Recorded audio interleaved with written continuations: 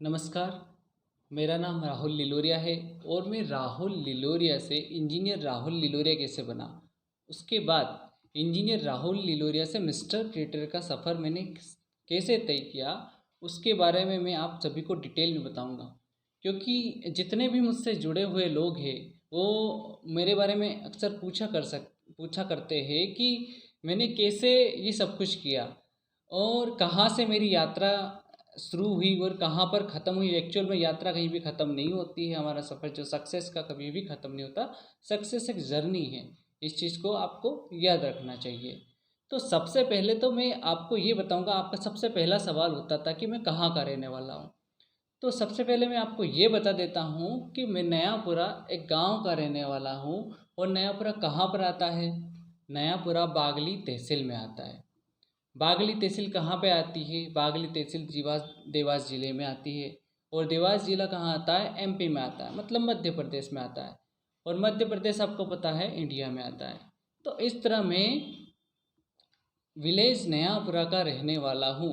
और नयापुरा एक कृषि प्रधान गांव है, मतलब वहाँ पर जो 70% जो लोग हैं वो कृषि करते हैं, बाकी 30% लोग मजदूरी करते हैं। ठीक है।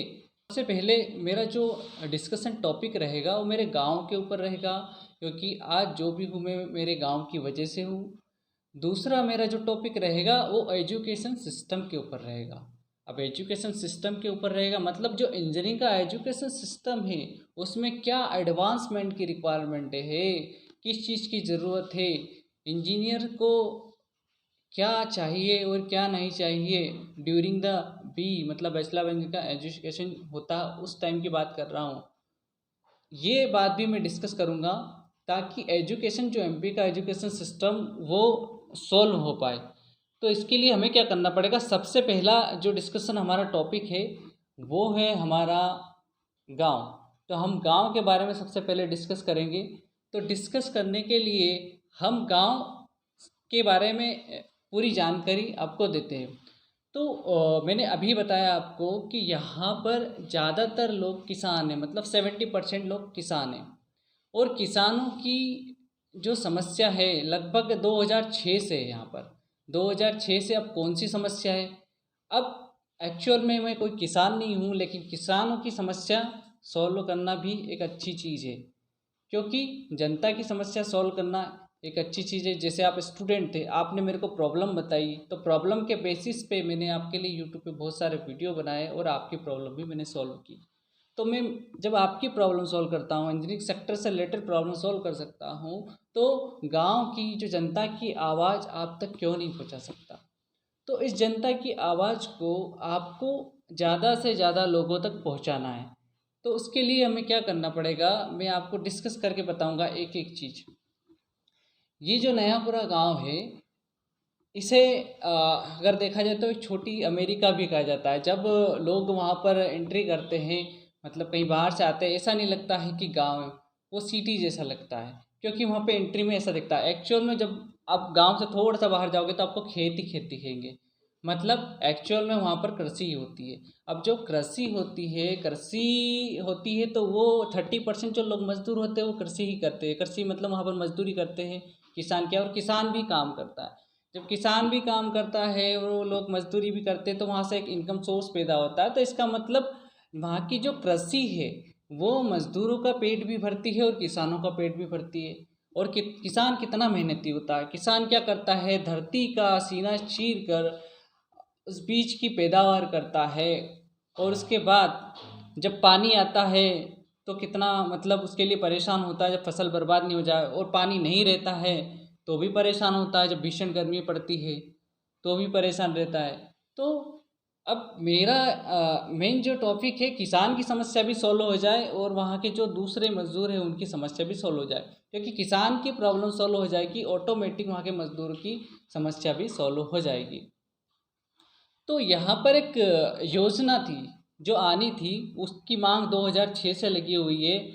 नर्मदा सिंचाई योजना। नर्मदा सिंचाई योजना क्या है? नर्मदा जी से पानी आएगा और गांव तक जाएगा। गांव से जाने के बाद गांव को अगर उस सिंचाई योजना से हम जोड़ दे तो वहाँ की जितनी भी खेती है, वहाँ की पैदावार और बढ़ेगी और वहाँ का किसान और सक्षम हो जाएगा, उसको टेंशन नहीं रहेगी और वहाँ के लोग जो मजदूर हैं उनको भी टेंशन नहीं रहेगी, क्योंकि वही लोग वहाँ पर मजदूरी करते हैं।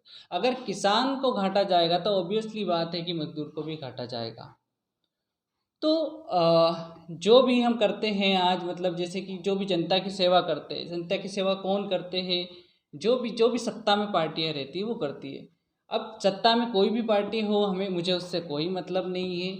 मुझे तो ये मतलब है कि अगर आप जनता की सेवा करते हैं तो जनता आपके सामने कितनी बार आती है और आपसे पूछती है हमारे लिए नर्मदा सिंचाई योजना ला दो। कहाँ कहाँ वो किसान लोग नहीं बैठे, किस चौराहे पे नहीं बैठे, भूखे रहे होंगे, उन्होंने हड़तालें करी होंगी, सब किया होगा, लेकिन कोई भी जो जनता का सेवक होता है, जनता का सेवक तो नेता ही होता है, आप जानते हैं, ठीक है। नेता होते हैं और आपके सरकारी कर्मचारी भी होते हैं, वो भी जनता के सेवक हैं। तो सब लोग आप इग्नोर क्यों करते हो? आपको इग्नोर नहीं करना चाहिए, क्योंकि जो जनता रहती है वो आपको वोट देती है। वोट इसलिए देती है कि आप उनके लिए कुछ करेंगे, तभी तो हमारा देश आगे बढ़ेगा। अगर ऐसा नहीं हुआ तो उससे क्या होगा? जनता का जो विश्वास है, आप जो लोग हैं जनता के सेवक, आपसे उड़ जाएगा। और जनता का जब दिल टूट जाता है तो फिर अच्छा नहीं रहता है। अच्छा नहीं रहता मतलब ये रहता है कि जनता फिर आप पे दोबारा कभी विश्वास नहीं करती है।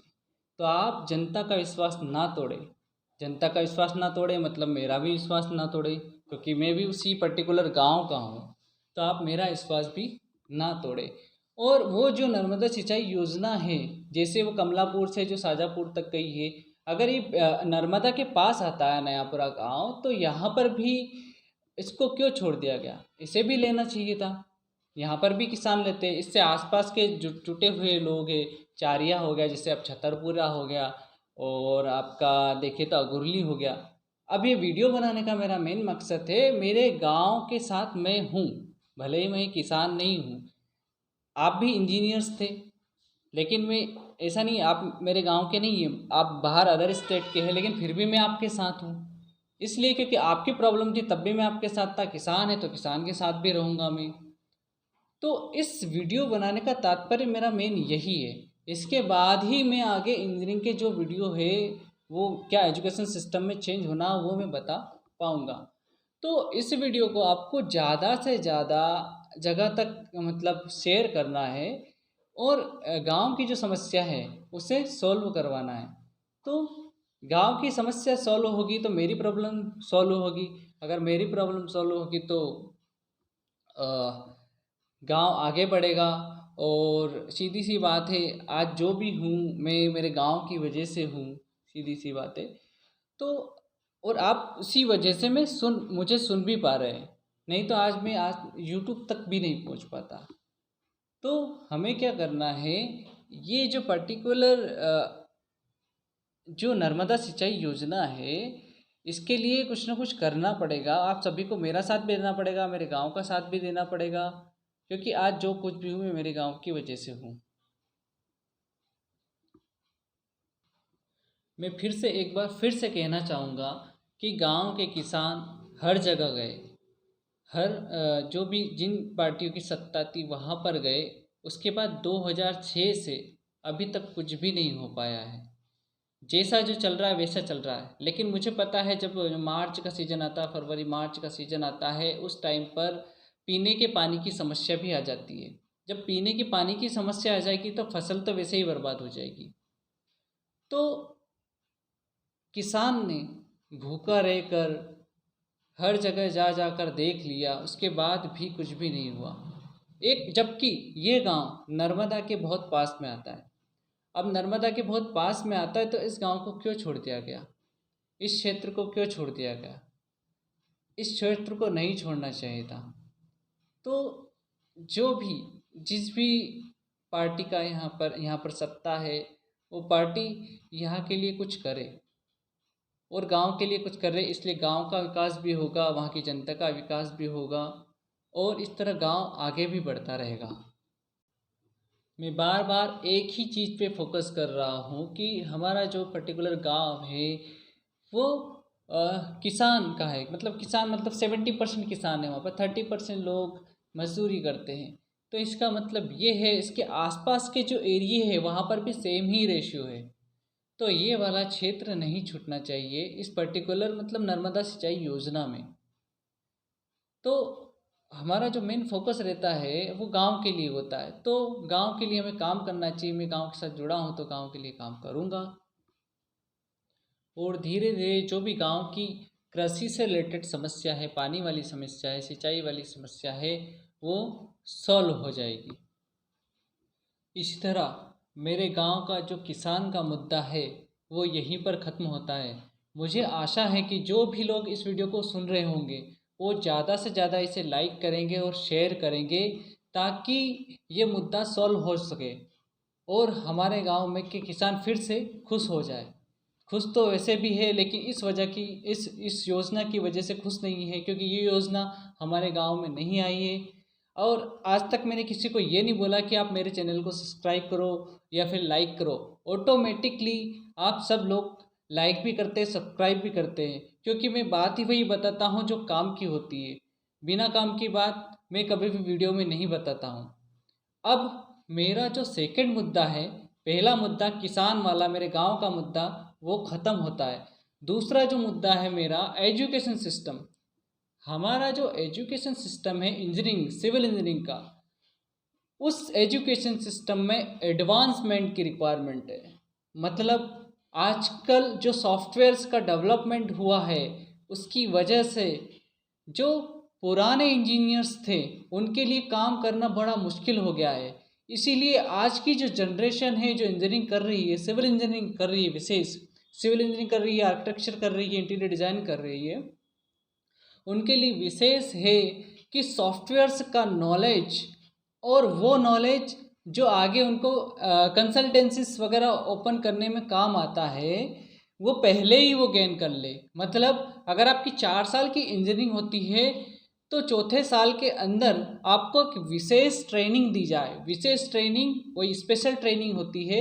अब ये ट्रेनिंग क्यों दी जाए, कैसे दी जाए, इसके बारे में हम सब डिस्कशन करेंगे। लेकिन उससे पहले मैं आपको मेरी जर्नी बता देता हूँ। मेरे गांव नयापुरा से मैंने कैसे स्टार्ट की उसके बारे में मैं आप सभी को बताऊंगा। नयापुरा में सन 2004 में मैं 8th में पढ़ता था। मैं पहले ही बता देता हूँ, 8th में पढ़ता था। तो 8th में पढ़ते टाइम एक्चुअल में मेरे पास एक्चुअल में इतना पैसा नहीं था कि मैं इंजीनियरिंग भी कर पाऊँगा। तो पर्टिकुलर उस टाइम में मैं उस टाइम भी टैलेंटेड था तो यहाँ तक पहुँचा हूँ, सीधी सी बात है। मगर अगर आपके पास टैलेंट है तो आप कहीं भी पहुँच सकते हो, आपको कोई रोक नहीं सकता। सबसे पहली बात, पॉजिटिव बात, जो कि मोटिवेशनल बात है, अगर कोई भी व्यक्ति टैलेंटेड हो, चाहे वो अमीर हो, गरीब हो, कैसा भी हो, अगर वो टैलेंटेड है तो वो किसी भी मुकाम पर पहुँच जाएगा। उसके ज्ञान के आधार पर वो कहीं भी पहुँच सकता है।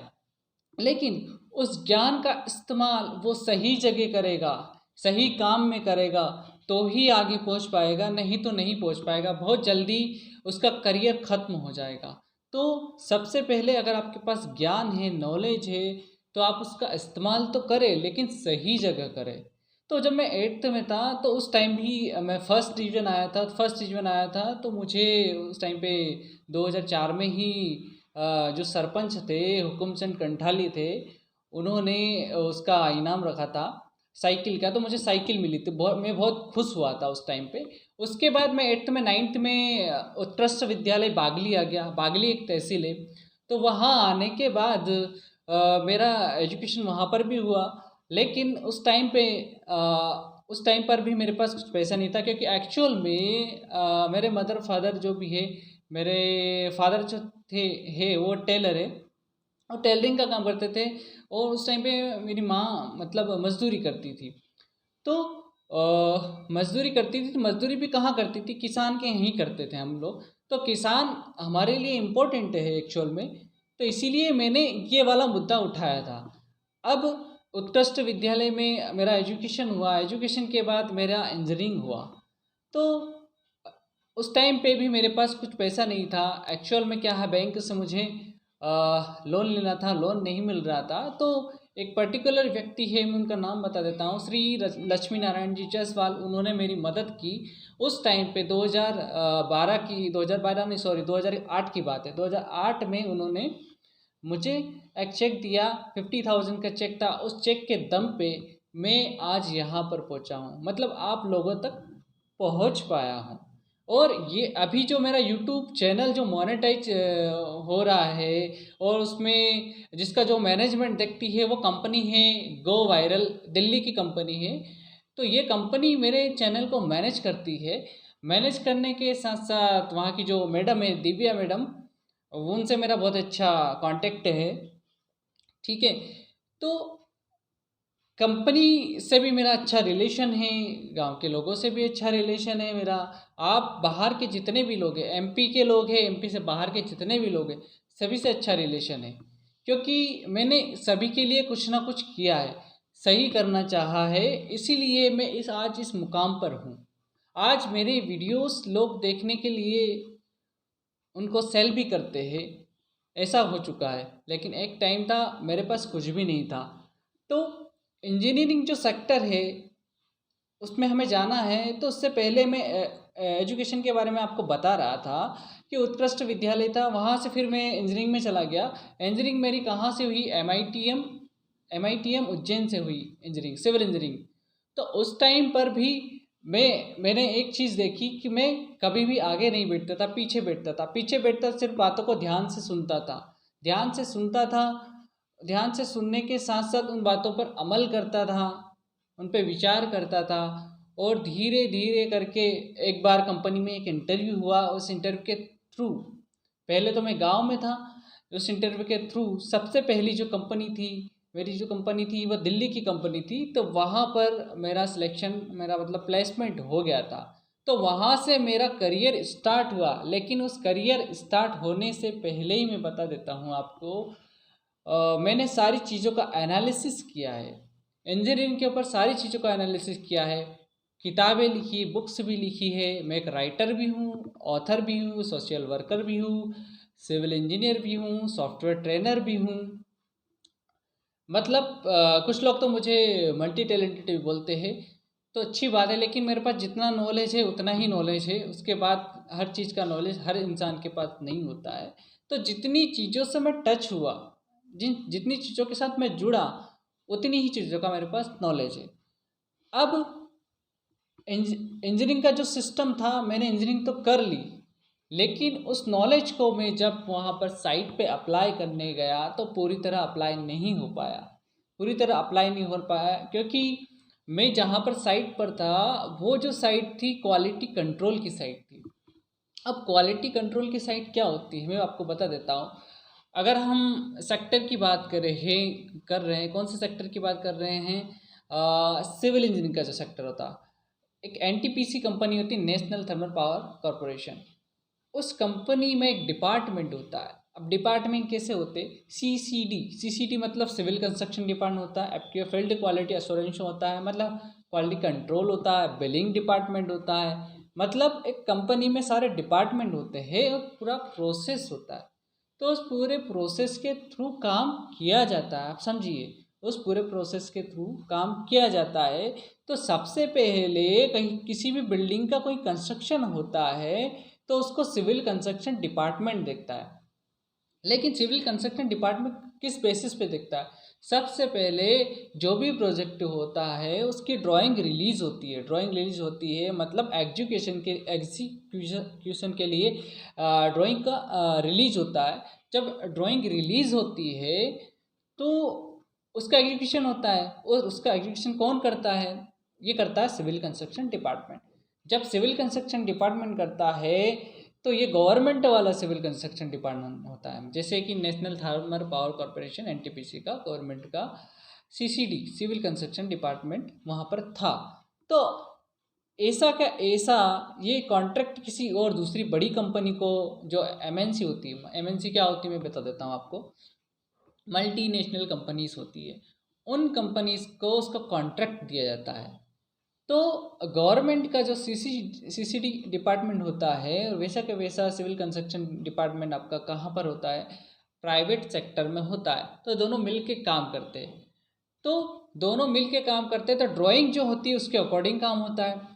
तो उसमें क्या रहता है कि वो जो ड्राइंग आती है उस बेसिस पे वहाँ पर फील्ड में प्रोजेक्ट का एग्जीक्यूशन किया जाता है, मतलब वैसे बनाया जाता है प्रोजेक्ट को जैसा बनना है। एक्चुअल में वहाँ पर 3 into 500 मेगावाट का प्रोजेक्ट था। तो बहुत बड़ा प्रोजेक्ट होता है, लगभग 600 करोड़ का प्रोजेक्ट था। लगभग मेरे हिसाब से 600 करोड़ का प्रोजेक्ट था। तो उस प्रोजेक्ट में सबसे पहले जो काम होता है सिविल कंस्ट्रक्शन डिपार्टमेंट देखता है, और उस जो कॉन्ट्रैक्टर होता है वहाँ का वो भी उसी को देखता है। तो उसके बाद उसकी क्वालिटी चेक की जाती है कि वहाँ पर जो पर्टिकुलर कंक्रीट यूज़ हुआ, वहाँ पर पर्टिकुलर जो सैंड यूज़ हुआ, वहाँ पर जो पर्टिकुलर एग्रीगेट यूज़ हुआ, मतलब आपकी जो बालू रहती होती है, गिट्टी होती है, सबकी वो टेस्ट होता है। अब टेस्ट होता है तो क्वालिटी कंट्रोल डिपार्टमेंट करता है। तो उसके एवज में जो डिपार्टमेंट लगता है क्वालिटी कंट्रोल डिपार्टमेंट लगता है। फिर क्वालिटी कंट्रोल डिपार्टमेंट जब उस चीज़ को सही मान लेता है, क्योंकि सिविल कंस्ट्रक्शन डिपार्टमेंट उसको जैसे ड्राइंग रहता है वैसा बना देता है, वैसा मेजरमेंट कर लेता है, और फिर उसके बाद क्वालिटी कंट्रोल डिपार्टमेंट उसको देख भी लेता है, साथ साथ उसकी बिलिंग भी होती है। बिलिंग मतलब जितना आपने कितना बनाया है, जो भी कंस्ट्रक्शन किया, कितना कंस्ट्रक्शन किया है, उसको देखा जाता है। तो जो कंस्ट्रक्शन होता है उसका मेजरमेंट होने के बाद बिलिंग होती है, बिलिंग का फिर क्रॉस चेक होता है।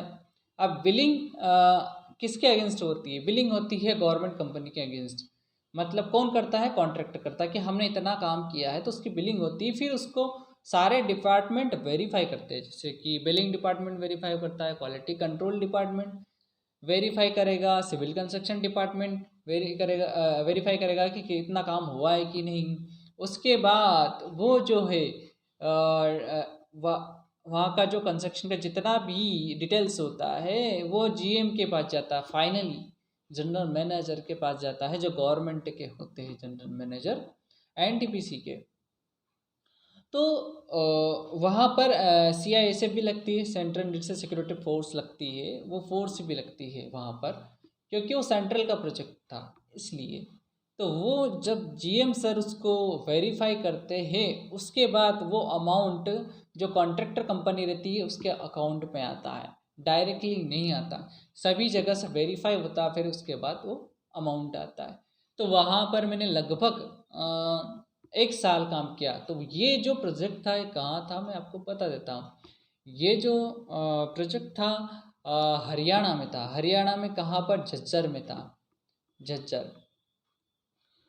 तो यहाँ से मेरे करियर की शुरुआत हुई थी, और वहाँ से मैंने ये एनालिसिस कर लिया था कि हमने जो पढ़ाई की है और जो हम यहाँ पर काम कर रहे हैं वो बहुत ही अलग है। मतलब अगर पढ़ाई के टाइम पे सारी चीज़ों को हमें बता दिया जाता, बीई के लास्ट ईयर में सभी चीज़ें बता दी जाती, तो हम आज और आगे होते। तो इसीलिए तो मैं बोल रहा हूँ कि आज का जो हमारा एमपी का एजुकेशन सिस्टम है उसमें क्या चेंज करना चाहिए, उसी चेंज को लेकर बात कर रहा हूँ मैं। मतलब आप ज़्यादातर किताब पढ़कर सब कुछ नहीं कर सकते हैं, किताब के अलावा आपको प्रैक्टिकल नॉलेज होना चाहिए, आपको वो नॉलेज देने वाला व्यक्ति होना चाहिए जिसके पास बाहर का पूरा नॉलेज हो, कंस्ट्रक्शन का नॉलेज हो, हर चीज इंजीनियरिंग के हर मतलब पर्टिकुलर थ्योरीज का नॉलेज हो, सॉफ्टवेयर्स का नॉलेज हो। ऐसे व्यक्ति को भी आपके सामने होना चाहिए, मतलब आपके समक्ष होगा तो आपको ज़्यादा से ज़्यादा नॉलेज मिलेगा, क्योंकि आप जैसे व्यक्तियों के साथ जुड़ते हैं वैसे वैसे आपका नॉलेज बढ़ता जाता है और आप आगे निकलते जाते हैं। इसीलिए मैं ज़्यादा से ज़्यादा प्रैक्टिकल चीज़ों पे ध्यान देने की बोल रहा हूँ।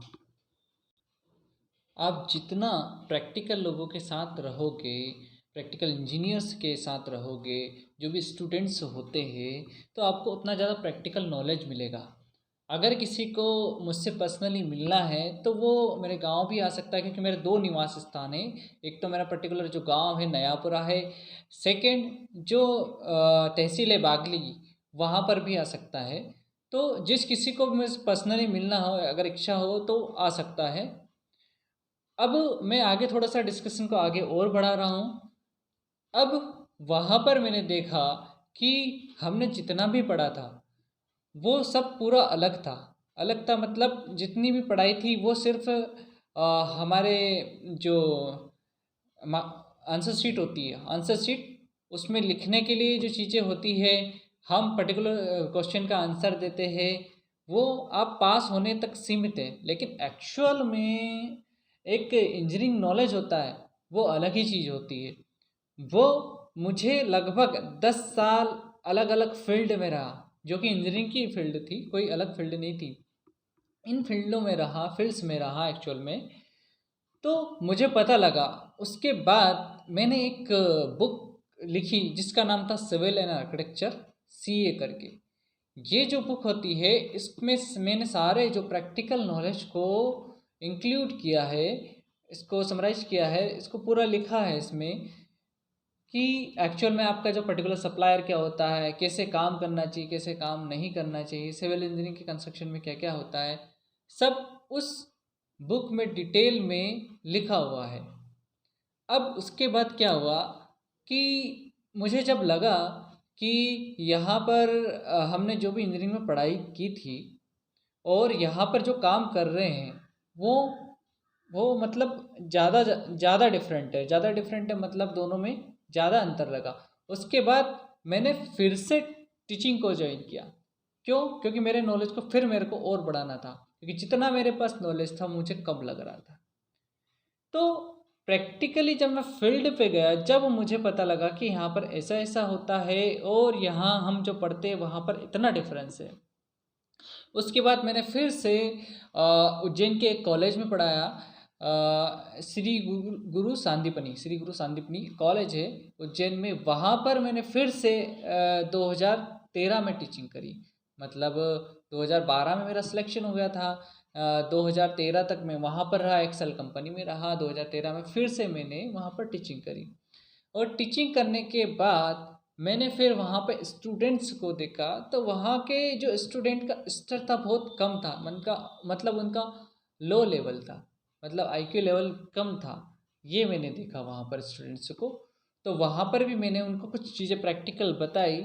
उसके बाद वहाँ से मैंने सोचा किसी अच्छे कॉलेज मीन्स जहाँ पर ज़्यादा अच्छे क्वालिटी के बच्चे आते हैं, वहाँ पर भी मैंने फोकस किया।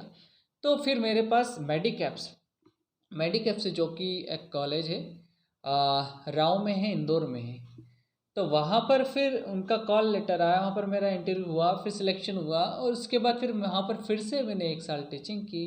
तो वहाँ पर फिर मैंने जो स्टूडेंट्स थे उनका लेवल देखा, तो और अलग था, मतलब उनसे बेटर था, जो कि उज्जैन में श्री गुरु सांदीपनी के स्टूडेंट थे। अब वहाँ पर एक्चुअल में जो स्टूडेंट्स आते थे, वो ज़्यादातर स्टूडेंट्स थे प्राइवेट स्कूल्स से पास होके आते थे। मेरा मतलब 12th के बाद, 12th कंप्लीट वहाँ पर करते थे प्राइवेट स्कूल में, इसलिए वहाँ के जो स्टूडेंट थे, और ज़्यादातर स्टूडेंट वहाँ के रिच फैमिली से थे। इसी वजह से वहाँ पे जो पर्टिकुलर स्टूडेंट थे उनका लेवल या आईक्यू लेवल ज़्यादा था।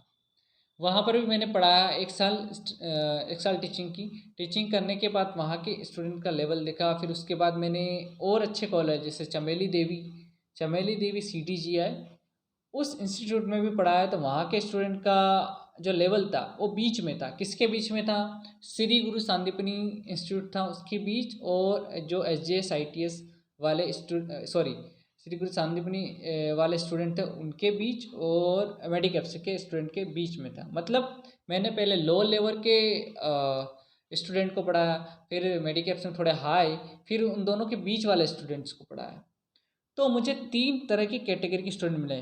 फिर उसके बाद मैंने कुछ सॉफ्टवेयर्स पे, जैसे कि स्टेट प्रो सॉफ्टवेयर्स पे, वहाँ पर स्ट्रक्चर के सॉफ्टवेयर पर ट्रेनिंग ली। तो वहाँ के जो स्टूडेंट थे IIT इंदौर के, जो कि IIT इंदौर सिम्ब्रोल में है, तो उन स्टूडेंट्स को पढ़ाया था। उनका लेवल अलग ही था, मतलब वो तीनों लेवल के जो स्टूडेंट्स थे उनसे सबसे अलग थे। उनका क्वेश्चन करने का तरीका बिल्कुल अलग था। जहाँ तक बात है कि दूसरे जो कॉलेज के स्टूडेंट्स थे वहाँ पर मैंने टीचिंग की, तो टीचिंग करने के साथ जितने क्वेश्चन, नॉर्मल क्वेश्चन वहाँ से आते थे, उससे अलग ही क्वेश्चन, अलग ही तरीके के क्वेश्चन IITs के स्टूडेंट्स से आने लगे। तब मुझे पता लगा कि हर कॉलेज का स्तर अलग अलग होता है, लेकिन इनके बीच में भी एक कमी है।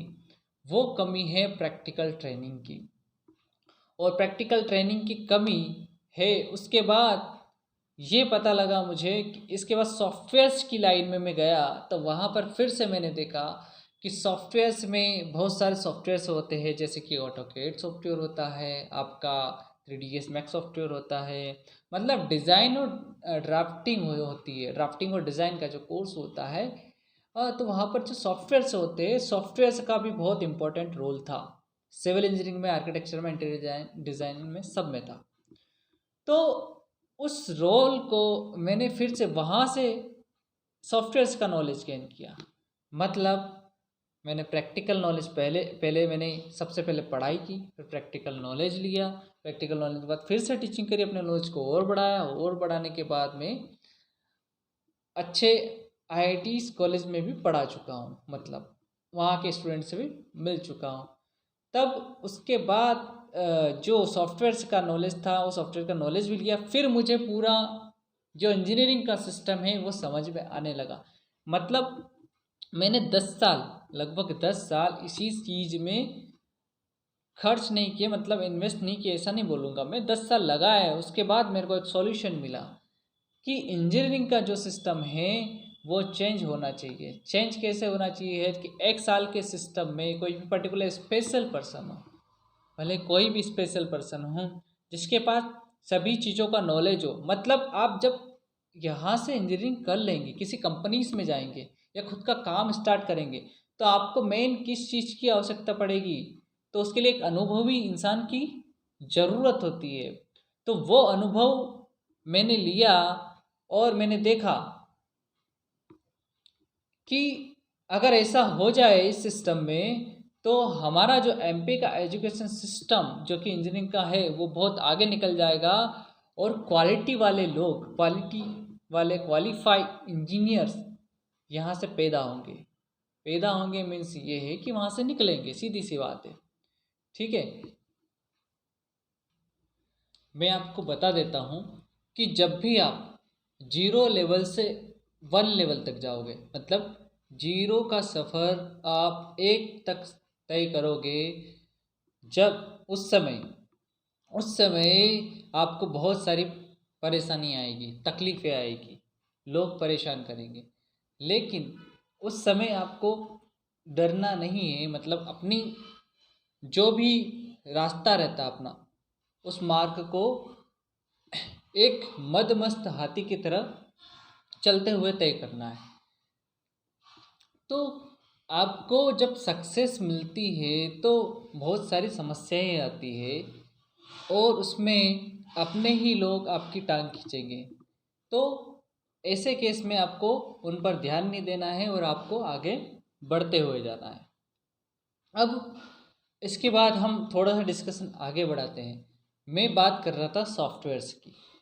तो सॉफ्टवेयर्स में सारे सॉफ्टवेयर्स का नॉलेज लेने के बाद वहाँ पर जितने भी अभी, मतलब लगभग 1000 से 2000 जितने भी मैंने स्टूडेंट्स पढ़ाए होंगे, उनमें कंसल्टेंट्स भी है, और पढ़ने वाले सिविल इंजीनियर भी है, इंटीरियर डिज़ाइनर भी है, आर्किटेक्ट्स भी है, यहाँ तक कि मुंबई तक के आर्किटेक्ट्स है।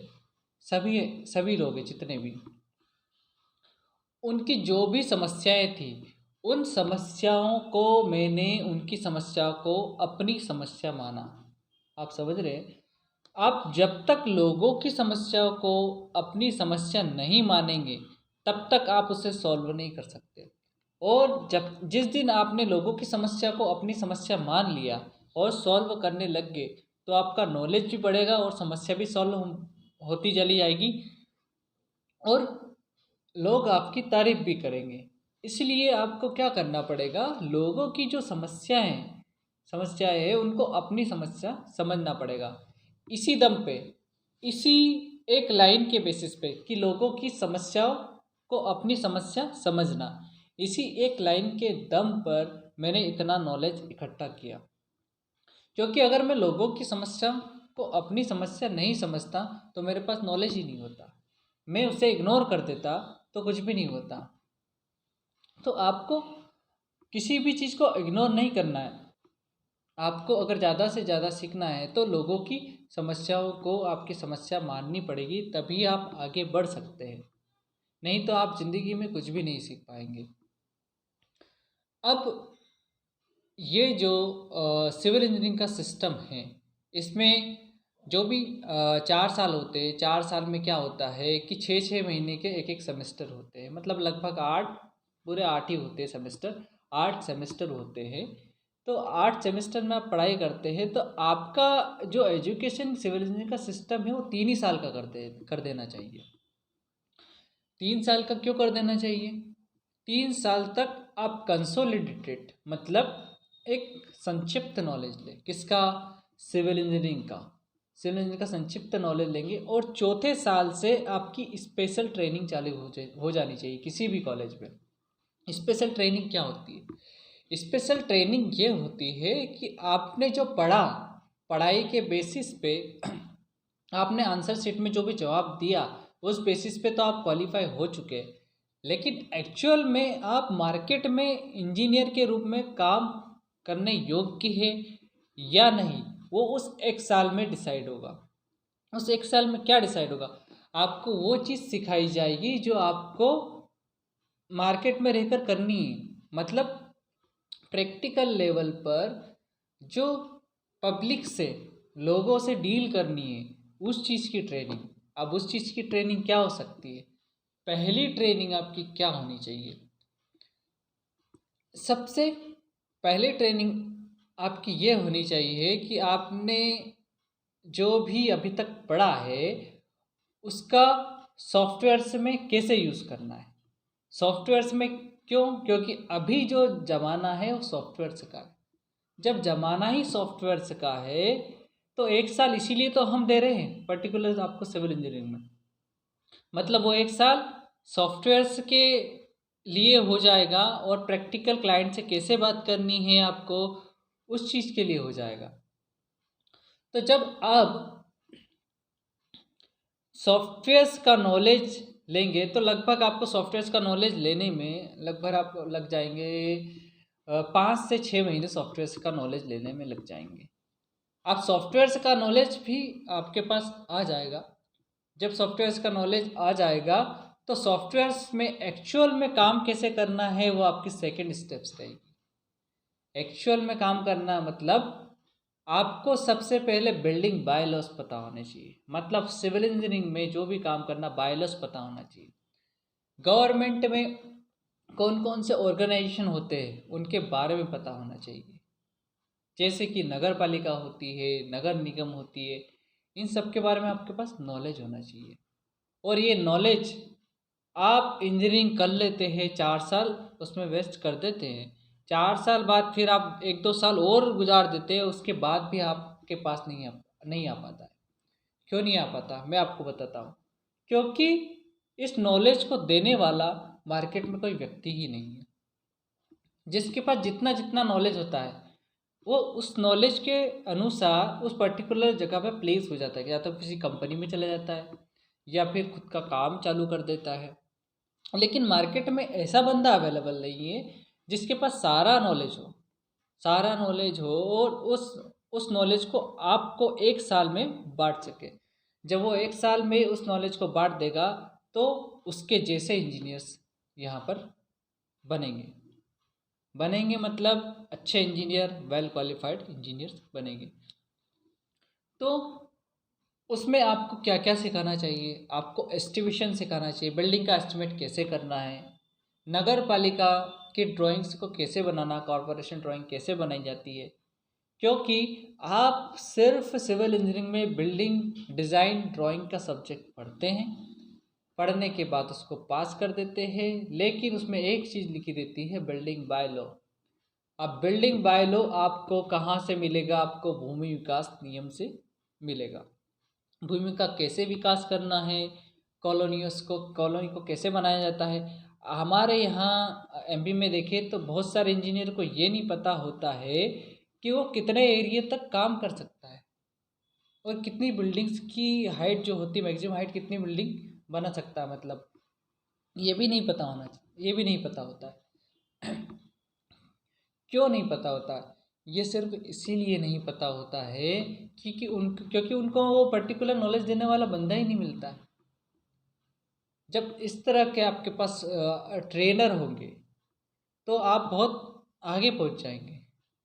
जैसे मैं बात करता हूँ कि एक जो डिप्लोमा होल्डर होता है उसका जो लाइसेंस किस बेसिस बनता है? सुपरवाइजर के बेसिस बनता है। और कितने एरिया के लिए काम कर सकता है? वो काम कर सकता है 200 स्क्वायर मीटर तक। लेकिन बिल्डिंग की हाइट कितनी हाइट तक काम कर सकता है वो? 7.5, 7.5 मीटर। अब ज़्यादातर इंजीनियर्स को ये पता ही नहीं होती है। मतलब मैं बता रहा हूँ लगभग 60% इंजीनियर को ये नहीं पता होता है। उसके बाद हम इंजीनियर्स की बात करें जिन्होंने BE करी है, ऐसे इंजीनियर्स की बात कर रहा हूँ मैं। तो ऐसे इंजीनियर्स कहाँ तक काम कर सकते हैं?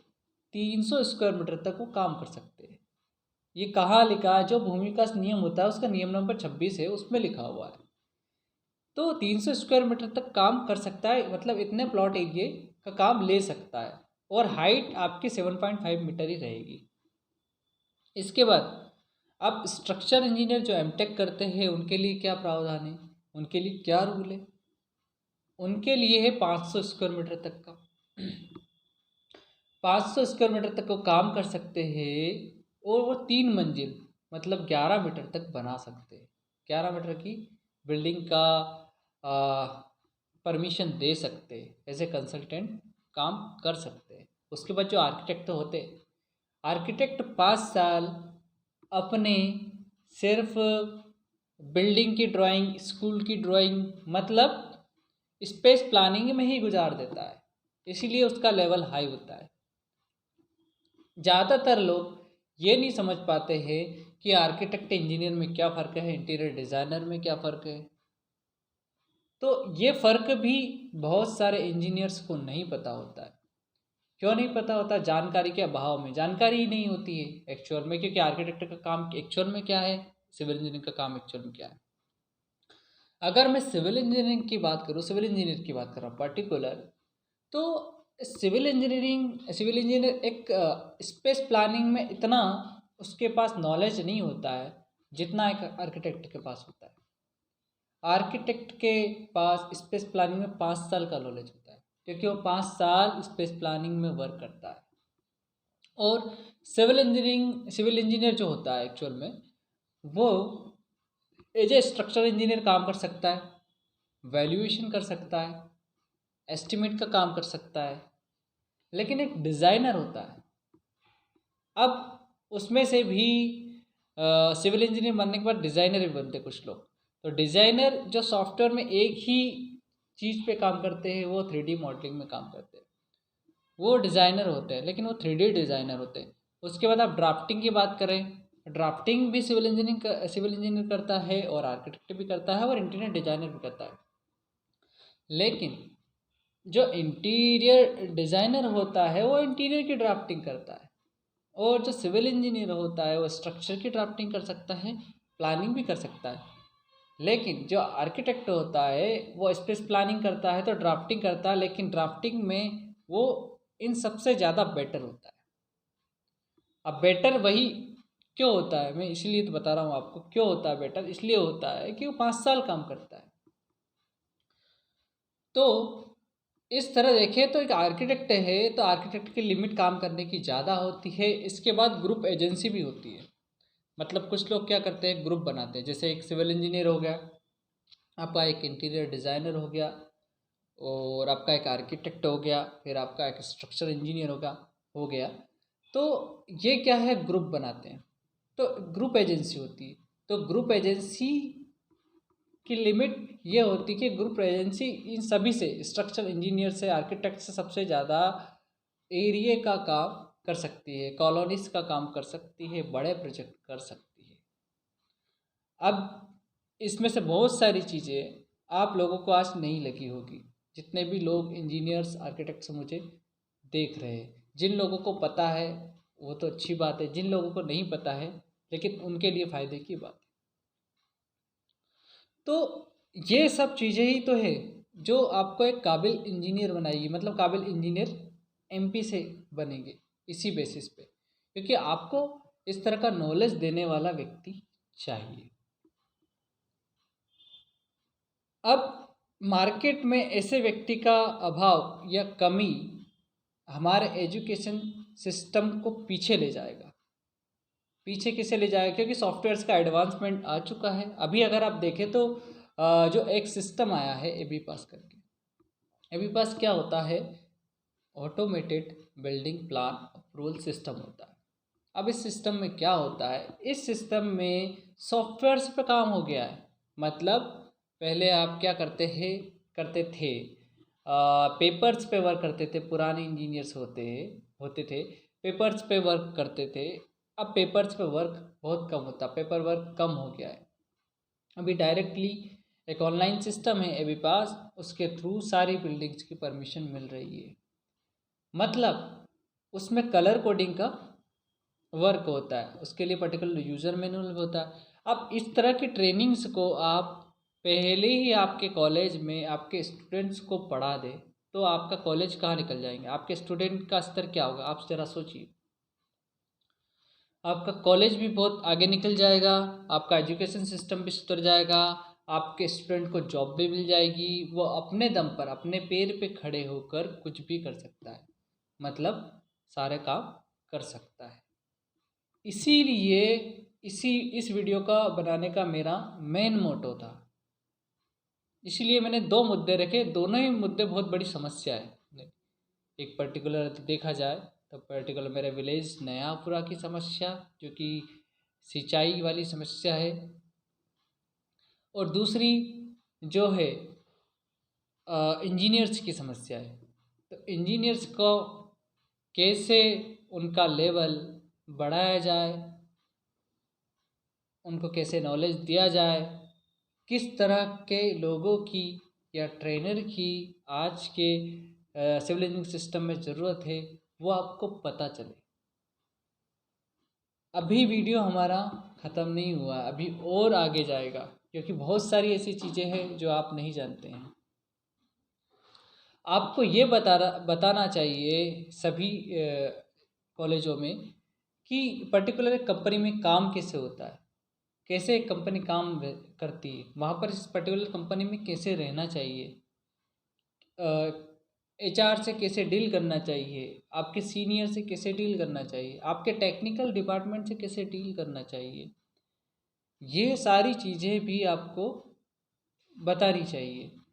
क्योंकि जब आप कंपनी में जाएंगे तो आपका जो कॉलेज है उसका नाम भी रोशन होगा मीन्स ये है कि वहाँ की जो कंपनी के जो मालिक है या फिर एचआर डिपार्टमेंट है, वो बोलेगा कि ये इतने अच्छे कॉलेज से आया है, ये स्टूडेंट्स, इसको सब पता है कि कैसे काम करना है, कैसे नहीं करना है, क्या सही है क्या गलत है, क्या तरीका है काम करने का। एक्चुअल में हर कंपनी का काम करने का तरीका अलग अलग होता है, लेकिन एक जो प्रिंसिपल होता है, कंपनी का सिस्टम होता है, लगभग वो सेम ही होता है। काम करने का थोड़ा तरीका अलग हो सकता है, लेकिन जो पर्टिकुलर प्रिंसिपल सिद्धांत होता है वो सेम ही होता है। जनरली क्या रहता है, आप प्रोजेक्ट कंप्लीट करते हो और आपको आउटपुट देना पड़ता है, मतलब प्रोजेक्ट कंप्लीट करना पड़ता है। तो और कंपनी में क्या क्या समस्या आती है, किस तरह के लोग होते हैं, क्योंकि कंपनी में भी पॉलिटिक्स चलती है, ऐसा होता है, राजनीति थोड़ी थोड़ी चलती है। तो वहाँ पर आपको पर्टिकुलर टाइम में क्या करना चाहिए, इसकी ट्रेनिंग भी स्पेशल ट्रेनिंग होनी चाहिए। क्योंकि वहाँ पर अगर आप ज़्यादा मतलब सीधी सी आपके पास ज़्यादा नॉलेज होगा, आपके उसके बेसिस पे आपका जो कंपनी का मालिक होगा, अगर उसको उसको नहीं पता है, आप अच्छा काम कर रहे हो और बात ही नहीं जा रही है, तो आपका इंक्रीमेंट भी नहीं होगा। और उस चीज़ का यूज़ दूसरे लोग भी उठा लेते हैं, आप ही के कंपनी के, मतलब आपके कलीग्स होते हैं वही उठा लेते हैं, आपको पता भी नहीं चलता है। तो मेरे कहने का मतलब ये है कि हर तरह का नॉलेज आपको, रणनीति भी सिखाई जानी चाहिए उस 1 साल में, कि कैसे आपको काम करना है और कैसे काम नहीं करना है, और अपने आपके जो वर्क होते हैं उसको कैसे इम्प्रूव करना है वो भी सिखाना चाहिए। तो वो जो 1 साल होता है वही तो आपका इम्पोर्टेंट है। उस 1 साल में आपको लगभग 20 साल का नॉलेज गेन हो जाना चाहिए। एक बार मैं फिर से बता देता हूँ कि सिविल इंजीनियर को 3 साल का कर देना चाहिए और चौथे साल में क्या क्या करवाना चाहिए उसका संक्षिप्त में विवरण दे देता हूँ। तो आपका फोर्थ जो ईयर होता है, फोर्थ ईयर में क्या करना है, सॉफ्टवेयर की ट्रेनिंग देना है। जब सॉफ्टवेयर की ट्रेनिंग कंप्लीट हो जाती है तब उस पर्टिकुलर सॉफ्टवेयर का यूज़ कैसे करना है, उसके बाद उसका यूज़ करने के बाद जो गवर्नमेंट के ऑर्गेनाइजेशन होते हैं जैसे नगर पालिका होती है, नगर निगम होती है, उनमें कैसे काम होता है, वहाँ के लिए कैसे लाइसेंस बनाया जाता है, क्या प्रोसेस होती है, अभी नए नए सिस्टम क्या क्या चल रहे हैं, जो आप जब आप कॉलेज से बाहर निकलेंगे तो नए नए सिस्टम क्या क्या चल रहे हैं। जैसे कि एबी पास चल रहा है, अभी एल पास चल रहा है। तो ये सारे सिस्टम जैसे टाउन एंड कंट्री प्लानिंग के लिए एल पास चल रहा है, बिल्डिंग परमिशन के लिए एबी पास चल रहा है। ये जितनी भी जानकारी है आपको पहले ही मिल जानी चाहिए। कब? जब आपकी डिग्री कंप्लीट नहीं हो। अगर ये जानकारी आपको पहले ही मिल जाती है, काम करने का तरीका पता लग जाता है, तो उससे क्या होगा, मैं फिर से बता रहा हूँ, बार बार एक ही चीज़ को दोहरा रहा हूँ, उससे ये होगा कि आपको कोई भी प्रॉब्लम नहीं आएगी, किसी के पास जाना नहीं पड़ेगा, आप खुद ही सारी प्रॉब्लम को सॉल्व कर लेंगे। अब लास्ट में मैं आपको फिर से एक चीज़ बता रहा हूँ कि अगर आप देखें एमपी में जितने भी इंजीनियर्स हैं, ज़्यादातर इंजीनियर्स है, आर्किटेक्ट है, इंटीरियर डिजाइनर्स है, सभी से मेरे कांटेक्ट है। अब कांटेक्ट होने का कारण मैं बता देता हूँ। कारण ये है कि किसी के पास मान लिया कि कोई गाइड करने वाला नहीं था, किसी ने डिग्री कर ली थी कंप्लीट और कोई गाइड करने वाला था ही नहीं। तो उस केस में क्या किया, मैंने उस पर्टिकुलर पर्सन को अपना स्टूडेंट समझकर गाइड किया और उसका ऑफिस खुलवाया और उसे रोज़गार दिया। तो यो रोज़गार देने से वो धीरे धीरे सीखा, मैंने ही उसे ट्रेनिंग दी। तो वहाँ पर उसने पर्टिकुलर एक ऑफिस ओपन किया और उसको एक रोज़गार मिल गया जिससे उसको एक नई दिशा मिली। ऐसे ही बहुत सारे इंजीनियर्स हैं जिनको मैंने एबी पास के बारे में बताया और सिखाया और उनकी प्रॉब्लम सॉल्व की, मतलब उनको भी रोज़गार दिया। और जो जो उनकी समस्याएं, अब नई नई समस्याएं आ रही है उनका मैं सॉल्यूशन भी कर रहा हूँ, एज ए कंसल्टेंट भी वर्क कर रहा हूँ। मतलब पूरे एमपी से या फिर आउट ऑफ स्टेट, देखें हम गुजरात की बात करें, उत्तर प्रदेश की बात करें, वहाँ का जो सिस्टम है, वहाँ का सिस्टम समझकर, वहाँ का सिस्टम पढ़कर वहाँ के लोगों को भी गाइड कर रहा हूँ। अब गाइड करने का मतलब ये है कि वो लोग अकेले पड़ गए। अब वो जो जो स्टूडेंट्स है या फिर कंसल्टेंट है वो अकेले पड़ गए क्योंकि उनके लिए सॉफ्टवेयर का जो सिस्टम है पूरा नया है और मेरे लिए सॉफ्टवेयर का सिस्टम पुराना है, लेकिन जो नई नई टेक्निक आ रही है वो लोगों तक पहुंचाना, टेक्नोलॉजी आ रही है, जो एडवांसमेंट आ रहा है वो स्टूडेंट तक पहुंचाना, आपके आर्किटेक्ट तक, कंसल्टेंट तक पहुंचाना, यहाँ तक पहुंचाकर उनकी सारी प्रॉब्लम जब सॉल्व हो जाएगी तो ऑटोमेटिकली आपका जो इंजीनियरिंग वाला सेक्टर है, जो इंडिया का इंजीनियरिंग सेक्टर है, मैं एमपी की नहीं बात कर रहा हूँ, इंडिया का जो इंजीनियरिंग सेक्टर है वो आगे बढ़ जाएगा।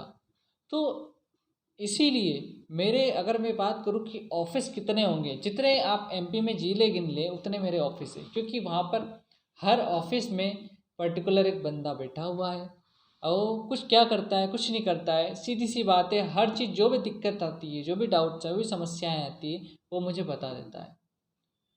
तो वो समस्या जब मैं बता देता हूँ, मैं सॉल्व कर देता हूँ, फिर उसको करने का तरीका बता देता हूँ, तो उससे क्या रहता है, लोगों की प्रॉब्लम भी सॉल्व हो रही, क्योंकि आपके कंसल्टेंट की प्रॉब्लम सॉल्व हो रही है तो जो काम करने वाला है उसकी प्रॉब्लम सॉल्व हो रही। इसका मतलब सीधा सीधा ये है कि देश का विकास हो रहा है। तो आपका जो फोकस है, आपकी जो सोच होनी चाहिए वो देश के विकास के लिए होनी चाहिए। तो देश के लिए विकास की सोच रखेंगे और आप क्या है सही रास्ते पर चलेंगे तो आपकी जो ग्रोथ है, आपकी जो तरक्की है, आपकी जो सक्सेस है, उसको होने से कोई नहीं रोक सकता। क्योंकि आपका जब रास्ता सही होगा, आप जन सेवा करेंगे, तो उस केस में कोई भी आपको नहीं रोकेगा और आपकी ग्रोथ हमेशा होती रहेगी, आपका नाम भी होता रहेगा। इसीलिए मैं बता रहा हूँ, मैं राहुल लिलोरिया था, उसके बाद इंजीनियर राहुल लिलोरिया बना। इसके बाद कुछ लोगों ने मेरा नाम मिस्टर क्रिएटर रखा। मिस्टर क्रिएटर इसीलिए रखा क्योंकि मैंने उनको क्रिएटिव चीज़ें करके दी। मतलब मेरा जो नाम है कर्मों के आधार पर रखा गया। मतलब आप जैसे कर्म करेंगे वैसे ही आपको मिलेगा। तो कर्मों के आधार पर हर चीज़ डिसाइड होती है। भले वो कोई किसी भी जाति में पैदा हुआ हो, किसी भी समाज में पैदा हुआ, उससे कोई फर्क नहीं पड़ता। क्योंकि आप खुद जानते हैं कि ये चीज़ें गीता में ऑलरेडी लिखी जा चुकी है, और जो गीता में लिखी हुई चीज़ है वो कभी गलत नहीं हो सकती। अभी तक का मेरा 30-31 साल का एक्सपीरियंस रहा है। उस एक्सपीरियंस में मुझे यही मिला है कि आपका जो नाम होगा वो आपके कर्मों के आधार पर होगा। कर्मों के आधार पर होगा मतलब आप जैसे जैसे कर्म करेंगे वैसे वैसे आपका उस तरह का नाम होता जाएगा। अब अगर आप गलत काम करेंगे तो आपका नाम भी गलत होगा, वो नाम बर्बाद होगा। अगर आप अच्छे काम करेंगे तो आपका नाम बढ़ेगा। और अभी देखें तो जो मेरे फॉलोअर्स है, काफ़ी ज़्यादा फॉलोअर्स है, वो इसीलिए है क्योंकि मैंने उनकी प्रॉब्लम कैसे सॉल्व की। हम जो भी मुझे कॉल करता है मैं उसे जानता नहीं हूँ, लेकिन उसकी जो प्रॉब्लम होती है मैं उसे सॉल्व कर देता हूँ। उसका नाम पता पूछे। अब सामने वाला ये सोचता है कि सर ने नाम भी नहीं पूछा, पता भी नहीं पूछा, प्रॉब्लम सॉल्व कर, क्योंकि मेरा काम ही प्रॉब्लम सॉल्व करना। और जब तक मेरा जो वर्क रहेगा प्रॉब्लम सॉल्व करना रहेगा तब तक मुझे सक्सेस मिलती रहेगी। मेरे रास्ते में कोई रुकावट नहीं आ सकती। तो इसी रूल को सभी को फॉलो करना चाहिए। आप लोगों को भी फॉलो करना चाहिए और आपको अच्छे काम करना चाहिए, जिससे हम क्या रहेंगे, आगे बढ़ेंगे और हमारी लाइफ में कभी भी कोई भी तकलीफ़ नहीं आएगी। तो मैंने आपको वो सारी चीज़ें बता दी कि मैं कहाँ का रहने वाला, मेरे विलेज का नाम मैंने बताया कि मैं विलेज नयापुरा का रहने वाला हूँ, और मेरी तहसील बागली है और डिस्ट्रिक्ट देवास लगता है, और एमपी का रहने वाला हूँ। और मैं राहुल लिलोरिया से मिस्टर क्रिएटर कैसे बना, कैसे लोगों का दिल जीता, कैसे उनके लिए काम किया, ये सारी चीज़ें मैंने इस वीडियो के थ्रू शेयर कर दी है। और आपके इंजीनियरिंग सेक्टर में क्या क्या प्रॉब्लम्स है, उसमें क्या क्या आपको सुधार करना चाहिए, आपको क्या करना है, आपके जो फैकल्टीज़ होती है, टीचर्स होती है या डायरेक्टर्स होते हैं, उन तक ये बात पहुंचानी चाहिए। क्योंकि ये सारी चीज़ें आप वहाँ तक पहुँचाएंगे तो उससे एक नई चीज़ निकल के आएगी और एक नई चीज़ का आविष्कार होगा और एक नया सॉल्यूशन मिलेगा, जिससे आपके कॉलेज की भी तरक्की होगी और आपके स्टेट की भी तरक्की होगी। अगर स्टेट की तरक्की हुई तो आपके ऑब्वियसली बात है देश की भी तरक्की हो जाएगी। तो मैंने अभी जितना भी नॉलेज शेयर किया है आपसे, वो एक्चुअल में मेरा अनुभव है। मतलब जो जो मेरे साथ घटनाएं घटी और जो जो मेरे साथ हुआ और जो जो मैंने गेन किया, वो मैंने आपको बहुत सारी चीज़ें बता दी है। लेकिन मैं 30 साल की जो मेरा अभी एक्चुअल में एजुकेशन वाला जो करियर था, वो देखा जाए तो मतलब 10 से 15 साल जो भी हुए हैं उसकी बात कर रहा हूँ मैं। तो वो इतना सारा नॉलेज मैं इकट्ठा तो नहीं दे सकता, लेकिन उस नॉलेज को मैंने संक्षिप्त में कर दिया है, मतलब बहुत छोटा कर दिया है। तो ये जितना भी नॉलेज दिया है आपकी लाइफ में आपको ज़रूर काम आएगा और इसमें आपको सक्सेस मिलेगी। मैं इस चीज़ की गारंटी देता हूँ कि जितनी भी मैंने बात बोली, अगर इस चीज़ पे कोई भी कॉलेज, कोई भी इंस्टीट्यूट अमल कर ले, विचार कर ले, तो हमारे यहाँ का इंडिया का एजुकेशन सिस्टम, अगर आरजीपीवी भी इस पे विचार कर ले, आरजीपीवी विचार कर ले, तो एमपी का भी एजुकेशन सिस्टम पूरा बदल जाएगा और नए तरह के, अलग तरह के क्वालिफाइड ट्रेंड सिविल इंजीनियर्स आपको पैदा होंगे, मतलब मिलेंगे, सीधी सी बात है। ठीक है, तो इसी के साथ मैं आप सभी लोगों का धन्यवाद देता हूँ। कि आपने ये मेरा पूरा वीडियो देखा। अगर नहीं भी देखा है तो भी धन्यवाद देता हूँ। और अभी तक मैंने किसी को ये नहीं बोला है कि मेरा चैनल सब्सक्राइब करो, क्योंकि मुझे पता है मुझे सब्सक्राइब वही करते हैं जिनको पता है कि ये चीज़ें काम की है। अगर जो चीज़ें काम की रहेगी तो आप ऑटोमेटिक सब्सक्राइब करेंगे। पहली बार इतने साल में पहली बार मैंने बोला है कि आप सब्सक्राइब करो इस चैनल को, और उसके सब्सक्राइब करने के बाद आप ये देखेंगे कि आगे और भी नई चीज़ आपको मैं नई देने मतलब प्रदान करने वाला हूँ नॉलेज। वो नॉलेज सिविल इंजीनियर्स को भी काम आ सकता है, एक कॉमन इंसान को भी काम आ सकता है, क्योंकि मोटिवेशनल फील्ड में भी मैं जाने वाला हूँ इसी के साथ साथ। क्योंकि मैंने जो 0 से 1 तक का जो सफ़र तय किया है उसी बेसिस पे बहुत सारी नॉलेज वाली चीज़ें हैं जो मैं आपको शेयर करूँगा। Thank you for watching.